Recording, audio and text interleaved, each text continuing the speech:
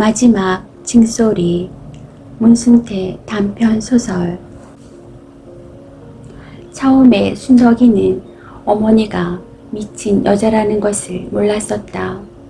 하기야 그 나이에 미쳤다는 것이 어떤 것인지조차도 알 수가 없었다. 그녀는 지린내와 퀴퀴한 곰팡이 냄새가 풀풀 나는 어머니의 치맛자락을 붙들고 미운 오리 새끼처럼 졸랑졸랑 따라다녔다. 광장이 학교 운동장만큼이나 넓은 기차 정거장이며 뾰족한 지붕 꼭대기에 시계가 붙은 교회, 돌계단으로 올라가면 시가지를 발부리 밑으로 훤히 내려다 볼 수 있는 전망대가 있는 조그마한 도시 안에서 그들 모녀는 다람쥐 쳇바퀴 돌듯하며 살았다. 나이 어린 순덕이는 변두리에서는 아이들이 귀찮게 달라붙고 돌팔매질을 했싸서 자동차들이 빵빵거리는 큰 길이나 상점들이 으리으리한 번화가를 깨고 다니기를 좋아했다. 낮에는 거리를 돌아다니며 이것저것 얻어먹고 밤이면 역 대합실에서 잠을 잤다. 대합실에서 잠을 자다가 수없이 밖으로 내쫓기곤 하였다. 온종일 시가지의 거리를 바람처럼 흘러다니다가도 검실검실 어둠이 덮여오면 어김없이 역 대합실로 찾아오곤 하였다. 순덕이는 수많은 사람들이 끊임없이 기차를 타고 내리고 하는 것을 구경하기를 좋아했다. 사람들은 왜 기차를 타고 멀리 가기를 좋아하며 그들은 어디로 가는 것일까 하고 생각해 보기도 하였다. 가족들과 함께 기차를 타고 가는 사람들이 부럽기만 한 순덕이는 어머니를 졸라보았지만 언제나 그렇듯 어머니는 그저 말 대신 입을 탈바가지처럼 떡 벌리고 바보처럼 웃기만 하였다. 그때 어머니가 하는 일이란 아무것도 없었다. 닭처럼 새벽에 일찍 잠이 깨면 역 광장을 한 바퀴 휘 돌아보며 땅바닥에 떨어진 은딱지나 과자 봉지들을 주워 모으는 것이 고작이었다. 그런 순덕이 어머니는 물만 보면 머리에 찍어 바르고 손가락으로 빗질하기를 좋아했다. 막차가 들어올 무렵 대합실 귀퉁이 나무 의자에 엉덩이를 붙이고 잠든 어머니를 날마다 하는 일 없이 역 주변에서 빈둥거리기만 하는 큰 머슴애들이 다짜고짜 끌고 나갔다. 5~6명이나 되는 그들은 어머니를 끌고 전깃불도 켜있지 않아 동굴 속처럼 어두컴컴한 화물 창고 쪽으로 갔다. 순덕이도 겁을 먹은 채 졸랑졸랑 따랐다. 그들은 막차가 절컹거리며 역 구내로 휘어 들어오는 소리가 들려서야 툭툭 바지를 털고 대합실 쪽으로 가버렸다. 순덕이는 그들이 모두 가버린 뒤에야 봉물 터지듯 울음을 터뜨리며 별도 없이 깜깜한 하늘을 향해 땅바닥에 반듯하게 누워있는 어머니의 가슴에 얼굴을 구겨 박았다. 그런 일이 있은 뒤부터 순덕이는 역 대합실이 갑자기 싫어졌다. 그들 모녀가 날마다 다람쥐 쳇바퀴 돌듯하는 도시조차도 싫어졌다. 그 무렵 순덕이는 어머니가 미친 여자라는 것을 알기 시작하였다. 어머니가 미친 여자라는 것을 알게 되면서부터 순덕이는 어머니를 따라다니기가 부끄러워졌다. 어머니의 치맛자락을 꽉 움켜쥐고 출삭거리며 붙어다니던 순덕이는 5발짝 간격을 두고 따라다녔다. 그래도 어머니를 놓쳐서는 안 되겠다는 생각 때문에 결코 어머니 곁에서 멀리 떠나지는 않았다. 차츰 나이가 들자 순덕이의 머릿속에 여러 가지 의문들로 쉴 새 없이 부스럭거렸다. 순덕이가 태어난 곳은 어디이며 어머니는 왜 정신 이상자가 되었고 어찌하여 그들 모녀가 집도 절도 없이 무작정 떠돌음하게 되었는지 알고 싶은 것이 한두 가지가 아니었다. 나이가 더 들수록 순덕이의 이와 같은 의문들은 바위 덩어리에 짓눌린 것 같은 견딜 수 없는 고통으로 변했다.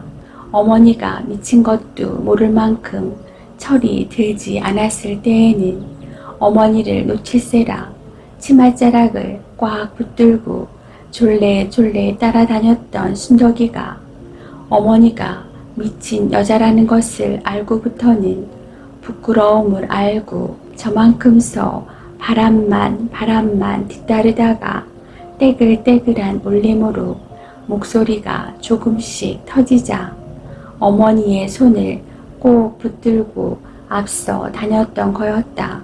그때부터 순덕이는 어머니가 불쌍해서 가슴이 터져버릴 것만 같았다. 어떻게 해서든지 어머니와 함께 어디에선가 그들 모녀를 기다리고 있을 것만 같은 고향으로 가고 싶은 생각이 불꽃처럼 타올랐다. 그 무렵 어머니는 하늘이 맑은 여름날 밤 별을 여물게 한다는 마른 번갯불처럼 어쩌다 한 번씩 정신이 반짝 들어오곤 하였다. 어쩌다 제 정신이 드는 어머니는 말없이 눈물을 주르르 흘리며 순덕이를 으스러지도록 꽉 껴안는 것이었다. 눈물은 어머니의 소중한 혼이었다. 눈물을 흘릴 때만 진짜 어머니의 모습 같아 보였다. 그래서 순덕이는 어머니가 자주 울기를 얼마나 바랐는지 몰랐다. 엄마, 우리 집이 어디야? 응? 순덕이는 어머니가 눈물을 흘릴 때를 놓치지 않고 다그치듯 묻곤 하였다. 방울제, 우리 집은 방울제. 어머니는 늘 똑같은 대답만 하였다. 방울제가 어디야? 큰 산 밑 할미산 아래. 할미산은 어디로 가지? 엄마, 거기까지 갈 수 있겠어? 그러나 순덕이 어머니는 언제나처럼 고개를 거세게 흔들곤 하였다. 어머니는 12살 난 딸에게 기껏 그 말밖에 하지 않았으나 그것만으로도 순덕이는 굳게 닫혔던 가슴에 바늘귀만큼 구멍이 뚫리는 것 같아 여간 즐거운 것이 아니었다. 이 세상, 이 하늘 아래 우리 집이 있구나. 할미산 아래 방울제가 우리 고향이란다. 그곳에 가면 아버지와 형제들이 있을지도 모른다. 순덕이는 목이 터져 피가 나오도록 목청껏 울부짖고 싶어졌다. 어머니가 닭똥 같은 눈물을 뚝뚝 떨구며 반짝반짝 정신을 되찾곤 할 때마다 고무줄 잡아당기듯 다그쳐 물은 결과 강을 타고 큰 산으로 거슬러 올라가면 방울제가 나올지 모른다는 한가닥 기대를 붙잡았다. 나이가 들자 순덕이도 어렸을 때의 기억이 여러 겹으로 마디마디 얽힌 노끈의 매듭이 풀리듯 조금씩 되살아났다. 어머니의 이야기를 뒷받침하여 안개 속에서 그림자가 가물거리는 것처럼 희미하게 되살아나는 순덕이의 조각난 기억들을 누더기를 잇대어 바느질 하듯 아귀를 맞춰보았다. 어머니 말대로 큰 산과 긴 강이 떠올랐다. 그리고 징소리도 귀에 쟁쟁하였다. 무엇 때문에 징소리가 순덕이 귀에 쟁쟁하게 되살아나는 것인지 알 수 없는 일이었다. 순덕이는 되살아난 징소리를 오래도록 귓속에 붙잡아 매두고 싶었다. 버릇처럼 눈을 감으나 뜨나 징소리를 생각하자 흰 옷을 입은 수많은 사람들이 한 덩어리가 되어 공중거리는 모습이 눈에 밟혀왔다. 흰 두루마기를 입은 사람들 속에 아버지가 있을지도 모른다는 생각이 얼핏 머리에 붙잡혀 왔다. 그녀는 어머니와 함께 방울제를 찾아가기로 결심을 하였다. 찾아갈 방울제가 지옥이라고 해도 좋았다. 고향도 모르고 이 골목 저 골목 먼지처럼 바람에 떠밀며 사는 것이 오히려 지옥보다 더 무서웠다. 순덕이는 비록 나이는 어렸지만 천사들이 노래하고 춤추는 천당 따위는 믿지도 않았다. 나이답지 않게 세상을 보는 눈에 때가 묻어 아무것도 믿지 않았다. 엄마, 우리 틀림없이 강물을 따라 내려왔다고 했지? 어머니는 두 눈에 눈물이 크렁크렁한 얼굴로 고개만 끄덕였다. 그럼 걱정 없어. 강물만 따라가면 방울제가 나올 거야. 방울제, 방울제. 네 아버지랑 할머니 있다. 아빠랑 할머니가? 순덕이는 방앗개비처럼 엉덩이를 까부르며 손뼉을 치기까지 하였다. 그럼 빨리 가. 방울제로 가자니까. 그러나 어머니는 얼굴이 청동색으로 변하며 무섭게 고개를 가로저었다. 엄마, 왜 방울제에서 나왔어? 아빠한테 쫓겨났어? 순덕이의 물음에 어머니는 대답을 하지 않았다. 구리 철사보다 더 빳빳한 햇살이 땅에 침을 놓듯 온종일 쿡쿡 쑤셔대는 어느 늦은 여름날, 순덕이는 어머니를 이끌고 도시의 변두리를 돌며 강물을 찾았다. 순덕아, 어디로 가느냐? 정신없이 멋모르고 순덕의 손에 이끌려 따라 나선 어머니는 깜빡깜빡 제 정신이 들 때마다 두려워하는 얼굴로 물었다. 걱정 마, 엄마. 어디 가는데? 피서. 피서가 뭐냐? 신선한 강바람을 쐬러 가는 거야. 괜찮지?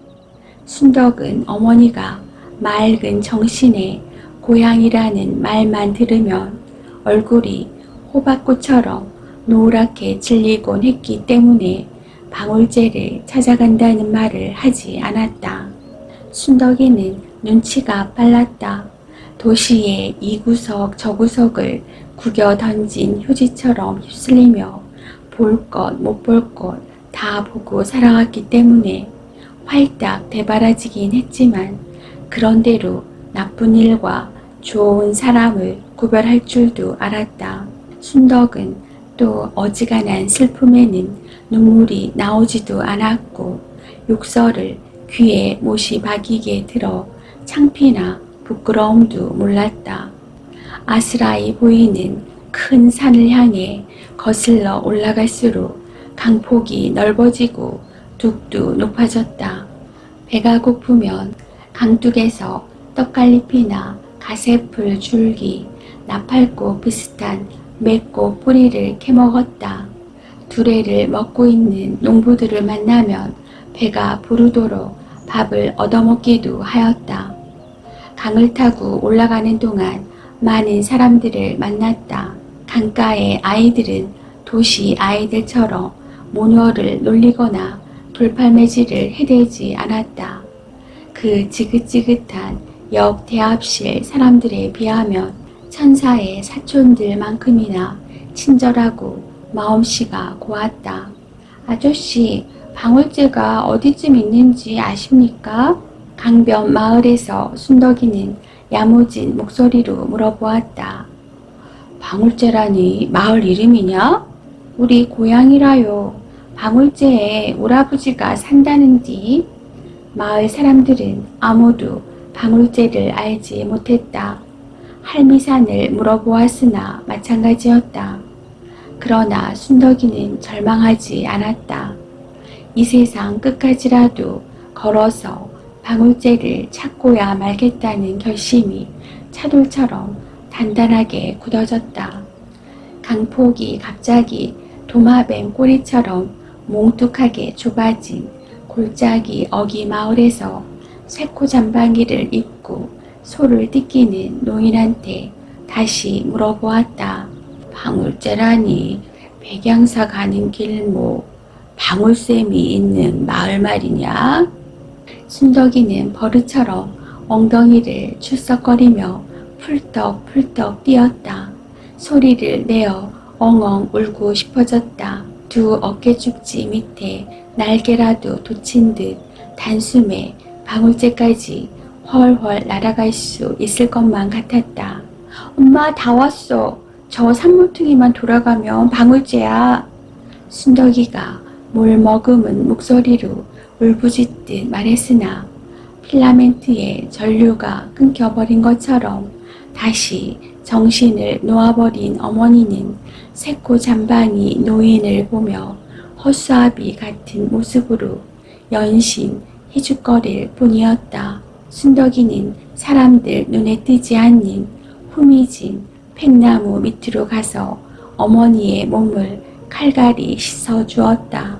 철에 맞지 않는 누더기 옷도 깨끗하게 빨아 햇볕에 가득 찬 바위 위에 말려 입혔다.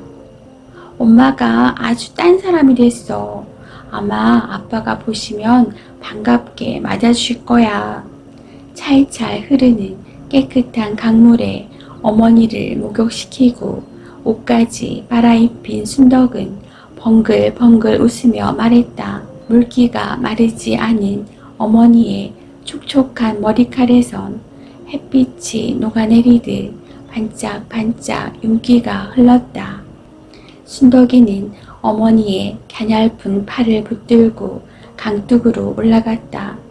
태양은 불기둥처럼 뜨겁게 머리 위에서 이글거렸고 바람은 적당하게 부드러웠다.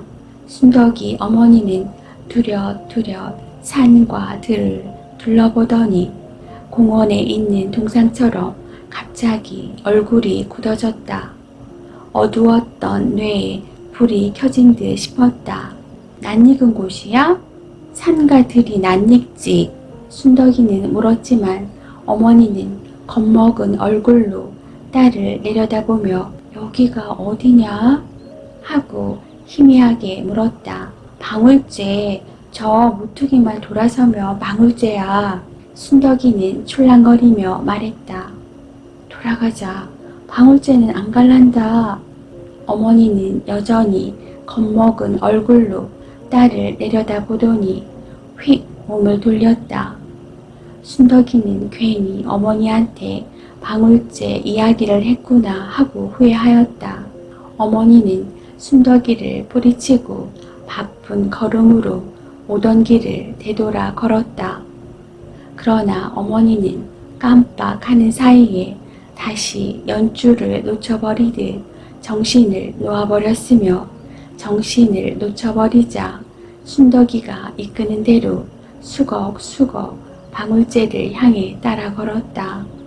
산모퉁이를 돌아서자 갑자기 큰 바람이 불어와서 목덜미에 땀을 식혀주었다. 미류나무 사이로 허름한 주막이 나뭇잎처럼 흔들려 보였고 밋밋한 산등성이 아래로 마을의 집들이 오순도순 이야기하듯 이마를 맞대고 있었다. 순덕이는 어머니의 손을 잡고 주막을 향해 뛰어갔다. 할머니, 여기가 방울제인가요? 순덕이가 평상 모서리에 걸터앉으며 물었다. 어머니도 딸의 옆에 앉아 노파를 보고 희죽희죽 웃었다. 누겨? 주막집 노파는 순덕이 어머니를 보더니 부채질하던 손을 먹고 소스라치게 놀라며 일어섰다. 순덕이 애미 아니라고? 주막집 노파는 경악과 반가움이 범벅된 얼굴로 순덕이 모녀를 대작거려 살피더니 개처럼 옆걸음을 치다가 집 뒤로 몸을 감춰버렸다. 주막집 노파가 그들 모녀를 알아보자 순덕이는 비로소 고무풍선에서 바람 빠지는 소리를 내뿜으며 마을을 바라보았다. 갑자기 두 다리에 힘이 쫙 빠져버린 것 같았다. 엄마 다 왔어. 순덕이는 다시 어머니를 일으켜 마을을 향해 걸었다. 모녀가 주막에서 나와 꼬불꼬불 뻗은 황토길로 접어들어 한참 걷고 있는데 마을 쪽에서 두 노파가 뭐라고 손짓을 하며 허위허위 뛰어나오고 있었다. 아이고 내 새끼야, 아이고 내 새끼야. 주막집 노파보다 몇 걸음 앞서 뛰어오던 얼굴이 호두 껍질처럼 쭈구렁이가 된 추레한 노파가 와락 순덕이를 끌어안으며 끄르르 목매인 울음을 쏟아냈다. 눈치가 빠른 순덕이는 그를 끌어안고 숨가쁘게 울고 있는 노파가 바로 할머니라는 것을 알았다. 할머니. 순덕이도 왕 울음을 터뜨리고 말았다. 엄마도 왔어. 순덕이가 크렁크렁 물기젖은 목소리로 어머니를 돌아보며 말했으나 할머니는 어머니를 쳐다보지도 않았다. 정신 나간 어머니는 시선을 한 곳에 붙들지 못한 채 어깨를 옴죽거리며 여전히 희죽거리기만 했다. 아이고 저런, 네 애미를 어쩌구나. 할머니는 희죽거리고 서 있는 어머니를 향해 혀를 찼다. 할머니는 순덕이를 꼭 아는 채 마을로 들어섰고 어머니는 희죽거리며 뒤를 따랐다. 마을 사람들도 저마다 애잔한 얼굴로 혀를 차며 그들 뒤를 따랐다. 순덕이가 아버지를 만난 것은 조금 후였다. 비록 개다리 토담집이었으나 널찍한 마당 모퉁이 두엉자리 옆에 큰 감나무가 서 있고 닭벼슬 모양의 민들레 꽃이 샘가에 활짝 피어있는 집안을 여기가 진짜 내 집이구나 하고 아무래도 꿈만 같은 생각을 하며 한 바퀴 휘 돌아본 다음 우물에서 두레박으로 물을 철철 넘치게 떠올려 벌컥벌컥 퍼마시고 있는데 큰 키에 삐쩍 마른 남자가 사립짝을 밀치고 다급하게 뛰어들어왔다. 순덕이는 그가 아버지라는 것을 직감적으로 알고 물이 가득한 두레박을 동댕이 치며 아버지에게로 달려가서 안겼다. 아버지 역시 어머니를 거들떠 보려고 하지 않았다. 몇 년 만에 만난 내 식구가 저녁을 먹는데 자꾸 저것을 어쩌구나. 할머니가 정신없이 개눈 감추듯 볼이 미어지게 밥을 퍼놓고 있는 어머니를 한심한 눈으로 쓸어보며 아버지에게 말하자. 글씨 말입니다요. 밉기도 하고 짠하기도 하고 말끝을 흐리면서 밥숟갈을 든 채 길게 한숨을 깨물어 삼키는 것이었다. 내 새끼야, 안 죽고 살아서 돌아왔으니 그저 방울제 당산신이 돌본 덕택이다. 이 가스나야, 네 애미를 따라갔다는 말을 듣고 얼마나 너를 찾아댕기는지 아남? 네 애비 너를 찾아댕기느라고 발바닥에 물집이 생기고 이 할미는 얼마나 울었든지. 아이고 내 새끼야, 눈에 흙 들어가기 전에 내 새끼가 돌아왔으니 이제 죽어도 눈을 편히 감겠구나. 그러면서 할머니는 순덕이의 밥그릇에 자꾸만 밥을 덜어주었으며 그때마다 순덕이는 할머니가 덜어준 밥을 다시 어머니 밥그릇으로 되돌곤 하였다. 순덕이는 모든 것이 아리송한 꿈만 같았다. 할머니와 아버지가 어머니를 본체 만취하였기 때문에 마음이 아프긴 했지만 그런 것쯤 멀지 않아 다 좋게 될 것으로 믿었다. 순덕이는 어린 나이에도 아버지가 그때까지 새 어머니를 들이지 않는 것만이 고마울 뿐이었다. 뒤에 안 일이지만 아버지는 어머니를 내쫓은 뒤에 후처를 맞았으나 2년도 못 살고 보따리를 쌌다고 했다. 그날 밤 할머니만 큰 방에서 혼자 주무시고 아버지, 어머니, 그리고 순덕이는 부엌방에 들었다. 순덕이는 할머니와 아버지한테 그동안 살아온 내력이며 어찌해서 방울제를 찾아온 이야기를 실꾸리를 풀듯 죄에 쏟아놓느라고 밤이 늦어서야 잠자리에 들었다. 인혁 탐만도 아니요. 내 잘못도 있으니께.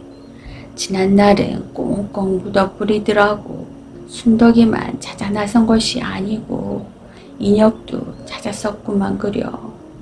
이제 우리 식구 다 모였으니 여한이 없네. 아버지 말에 치륵치륵 어머니가 울고 있었다. 그러나 다음날 새벽 어머니는 승천하지 못한 큰 이무기가 산다는 방울제 앞 용소에 빠져 죽고 말았다. 순덕이는 옛날 시집 올 때 입고 왔다는 새 옷으로 갈아입고 깨끗하게 잠자듯 죽어있는 어머니의 시체를 보고도 울지 않았다.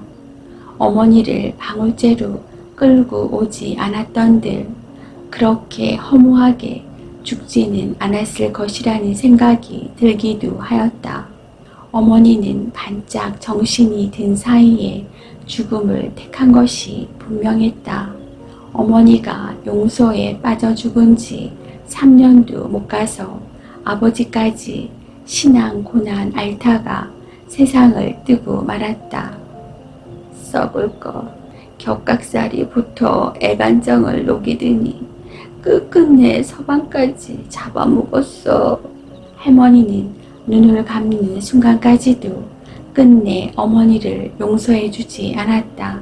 순덕이는 할머니의 그 같은 마음 옥매임을 옆에서 지켜볼 수가 없어 방울제에 할머니만 혼자 남겨둔 채 남도시로 도망쳐 나오다시피 하여 식모살이를 시작하게 되었는지 몰랐다.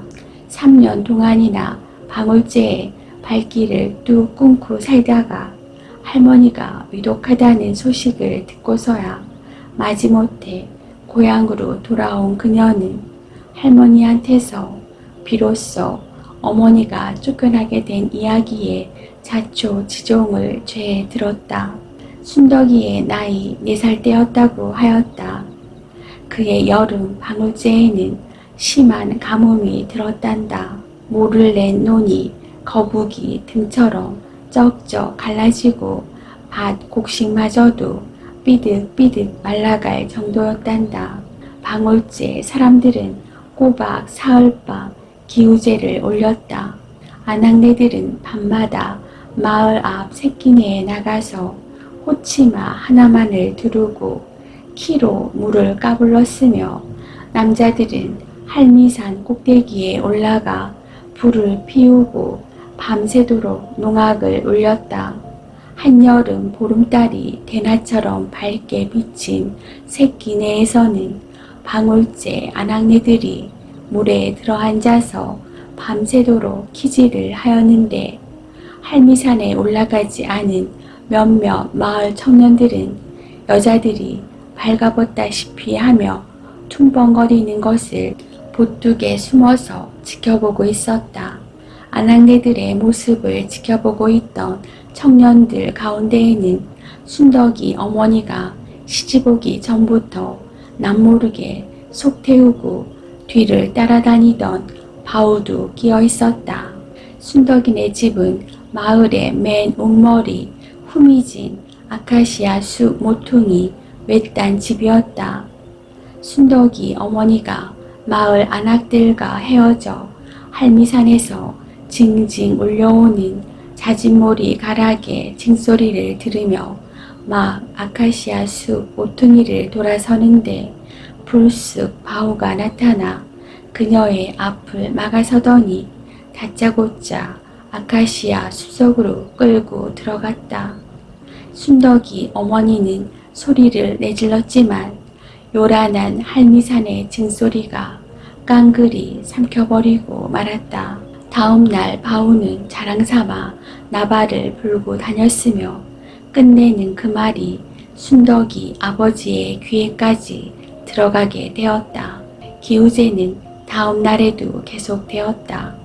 순덕이 어머니는 그날 밤 새끼내에 나가지 않았다. 쿵쿵쿵 절 굿대질 하는 것 같은 마음을 끙끙대며 부담고 방에 들어누워 있는데 할미산에 기우제 지내러 나간 남편이 시퍼런 낫을 들고 우당탕 뛰어들어와 당장 죽이겠다고 도깨비 춤추듯 하였다. 시어머니가 남편을 가로막지 않았던들 그녀는 영락없이 낫에 죽게 되었을지도 몰랐다. 순덕이 어머니는 엉겁결에 집을 뛰쳐나오고 말았다. 그녀의 뒤에는 잠이 든 것으로 알았던 딸 아이가 병아리처럼 졸래졸래 따라오고 있었다. 집을 나온 모녀는 어둠 속을 한없이 걸었다. 할미산에서 징징징 울려오는 징소리를 들으며 그때 그 징소리가 그녀의 혼을 모두 빼앗아 가버렸는지도 몰랐다.